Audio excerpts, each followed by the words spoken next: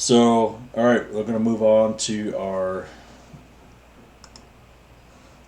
radio nerd feature here, and I'll explain what that is. So, um, I'm a radio nerd. I love listening to the radio. I have since I was a kid. I grew up out in the country and didn't have a lot to do other than play outside or listen to the radio. And so I listened to the radio a lot. Kind of fell in love with it, and now at the ripe young age of 53, I'm going to graduate with a degree in radio from Iowa Western. Um, I've collected thousands of radio shows over the years on all different formats. Vinyl, lots of vinyl. I got a few reel-to-reels. I've got a couple cassette tapes and a lot of CD radio shows. So if you're listening to like one of the big things back in the day, as an example of something that might be more familiar to people, is Rockline. So that was on Monday nights for an hour and a half, and it was where they would have a band on each week, and people from around the country could call an 800 number, and if they were selected, ask a question to their favorite artist or the artist that was on that week.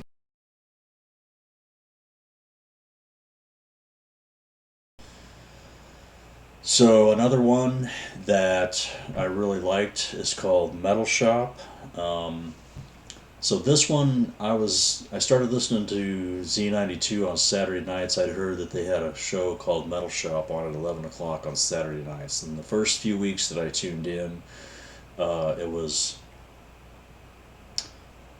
one of the Z92 DJs just playing heavy metal songs for 2 hours. So their format included heavy metal, but they didn't play heavy metal exclusively. But for this 2 hour block, it was just heavy metal. And then about the fourth weekend, it changed. It was now it was a nationally syndicated program called Metal Shop that they were playing. So I'm not sure how the title played out. If they knew that the nationally syndicated one was coming along and they decided to start playing metal in that time slot to prime people, or if it was just a coincidence. But I thought that was really interesting. So the nationally syndicated one was a formatted radio show, had different segments, interview segments. Um, Bands talking about various things, interviews, as well as a top five that was sprinkled throughout the shows called the Week's Most Valuable Metal. And so, anyway, well, I'm going to dig that out and show that off, show the vinyl off, and then I'll play a clip from it. Pull this out here.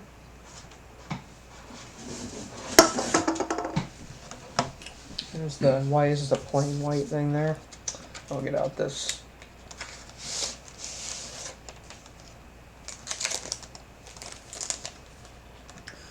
So, like I said, these were distributed to radio stations on vinyl, and then along with a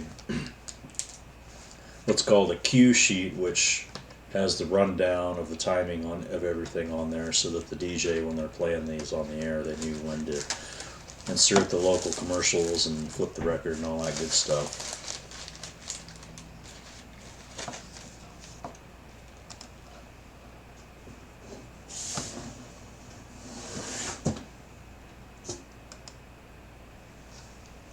Why don't we show off the cue sheet there?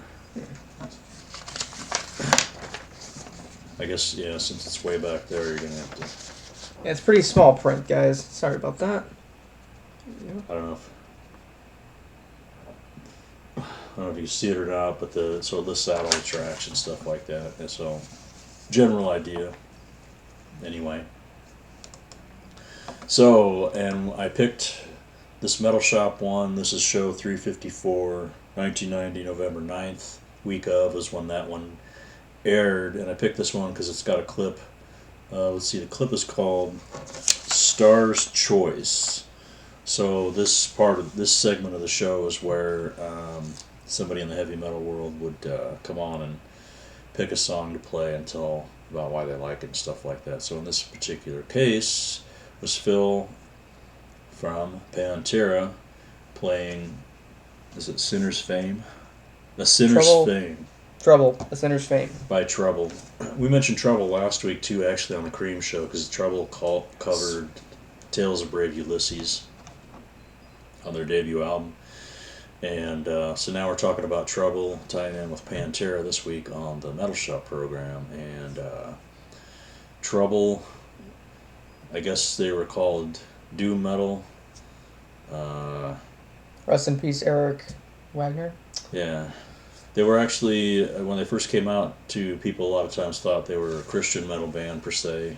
They did, quote Bible verses and had a lot of that stuff in their lyrics, but they never, anytime anybody asked them about it, they were like, well, we're not really a Christian band. We just, we have that stuff in our music, but I don't think they wanted that to be the focus of it. And anyway, so I have the intro to that segment on here that I'm going to play. And here we go.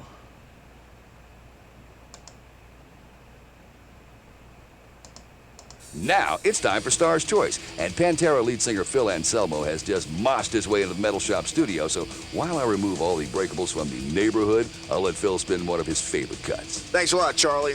I'd like to hear Sinner's Fame by Trouble. Slow, heavy, and emotional. Period, man. This just rules. Trouble rules, man. All right, that's Phil from Pantera on the syndicated radio show Metal Shop from back in 1990.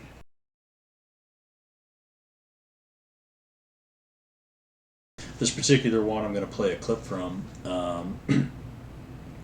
Last year when Soulfly's Totem Meld came out, Max got onto Liquid Metal on Sirius XM and did a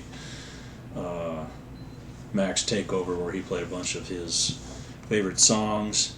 And if you look in the upper right corner on the screen there's the screenshot from that. I was able to rip the stream on that, and I've got a little clip from that. I want to play from the show. This is from the intro to the show where Max was talking with Jose Mangan about Dino Cazares from Fear Factory playing on the album and filling in on guitar for a while on some of their live shows, which I thought was really cool. So Fear Factory, another band that is just does their own thing and sound like nobody else, so it actually makes perfect sense that that they're friends.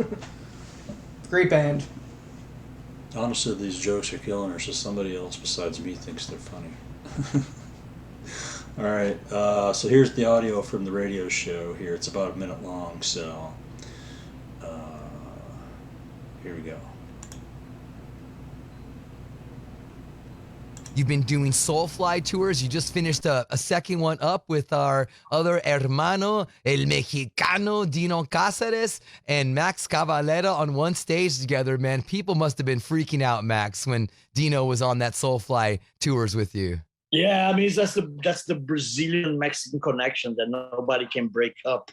That's like, we bring all the forces of Brazil and Mexico together. No, Dino is a badass. He's a veteran. He's a brother. I know him for so many years, and when I needed somebody to step in on that situation for the first Soulfly tour, he came in with all that, man, all that knowledge and that crunchy sound and the attitude of let's have a good time, man. This is what we do. Metal is our life. And, it was so cool. It was refreshing getting somebody like that in the group with that kind of mentality and attitude. All right, so there's your little clip from the Max Takeover Sirius XM last year. So I thought that was pretty cool. I think that was pretty awesome, man. He's so enthusiastic about metal. I mean, he's become like, he's had guys like him, Phil Anselmo. I mean, there's we call it statesmen for metal. Like, they stand up for it, they represent it. I think it's funny you say that because I think, in fact, I think it's in that interview on that somewhere in that session that Jose actually calls Max would you say the statesman? Yeah, so I couldn't think of another word, but yeah, it's like because they're spokes. There's a lot of guys in metal that are like they're spokespeople for metal. They're up on. They listen to like the newest bands. They always try to. Max always. Look at the bands that we saw them with. He always tries to bring underground bands out with him to get those bands more attention. Yeah. And I think that that's really cool.